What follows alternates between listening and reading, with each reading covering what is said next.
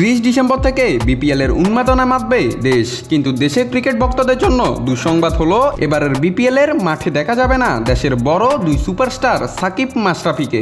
রাজনীতি ও ব্যক্তিগত নানা জটিলতায় দেশের ক্রিকেট থেকে অনেকটা দূরে সরে থাকতে হচ্ছে এই দুই কিংবদন্তিকে। সাকিব ও মাশরাফি যারা একসময় বিপিএল এর মাঠ কাঁপিয়েছেন, এখন তাদের পরিচয় বড় হয়ে উঠেছে রাজনীতিতে। শেখ হাসিনা সরকারের পতনের পর নতুন রাজনৈতিক প্রেক্ষাপটে দুজনই হয়ে পড়েছেন ব্রাত্য।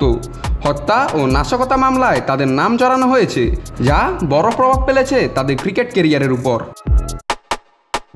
বিসিবি থেকে তাদের বিপিএল খেলায় কোনো নিষেধাজ্ঞা নেই, তবে বর্তমান পরিস্থিতিতে সাকিব ও মাশরাফির খেলার পরিবেশ নেই বলে মনে করছেন অনেকে।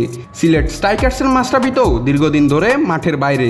অন্যদিকে চিটাগং কিংসের সাকিব বোলিং অ্যাকশন নিয়ে সমস্যার মধ্যে আছেন। সাকিব সম্প্রতি লাভবড় ও চেন্নাইয়ে তার বোলিং অ্যাকশনের পরীক্ষা দিয়েছেন। যদিও রিপোর্ট এখনো হাতে আসেনি, তবুও বিশেষজ্ঞদের মতে সাকিব চাইলে শুধুমাত্র ব্যাটসম্যান হিসেবেও বিপিএল এ খেলতে পারতেন।